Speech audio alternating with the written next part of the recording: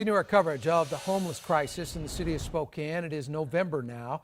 The days are shorter, it's darker earlier, the weather turning colder. And according to Spokane County's annual point in time count, there are more than 2,000 people living without shelter in the county.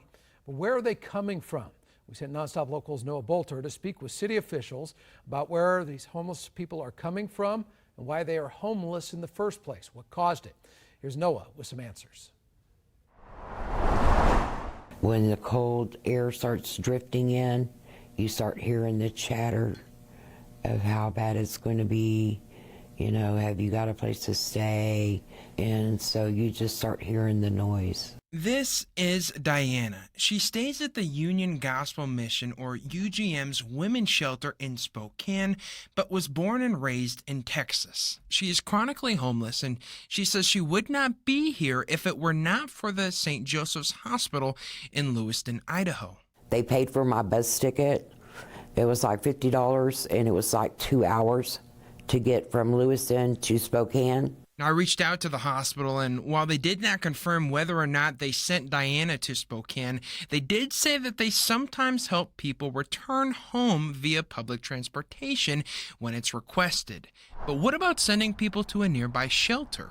We've created this ourselves, and we've created a model that rewards the bad behavior. That's Phil Altmeyer, CEO of UGM. Altmeyer says they housed over 2,300 people across 3 shelters in Spokane County over the past year. 58% of them last lived outside of the county before becoming homeless.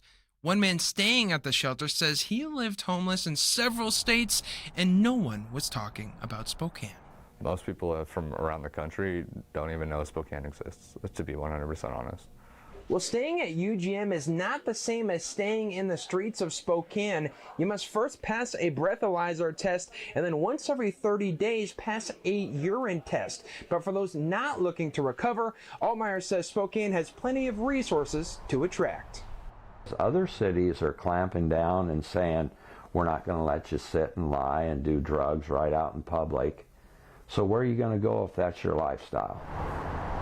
Altmeyer believes most of the homeless people living unsheltered in downtown Spokane are from outside of the county and are only here because of the resources. But according to the city of Spokane, Altmeyer is incorrect because their data shows most of the people living on the streets are from here. In fact, they say about 73% of all homeless people living unsheltered in Spokane County became homeless while living here. The other 27% lived elsewhere. And of those who lived outside of Spokane County, the city says about 34% lived somewhere else within the state of Washington.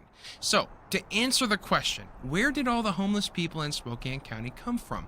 One local shelter says most of their residents are from outside of the county, while the city says most living on the streets are from here. As for Diana, she is thankful for all the help provided to her by her shelter and for the friends she's made along the way. It's been a long journey, and I love my UGM and I love my Tracy. In Spokane, I'm Noah Bolter, Nonstop Local. We are exploring the homeless crisis within Spokane throughout the entire month of November.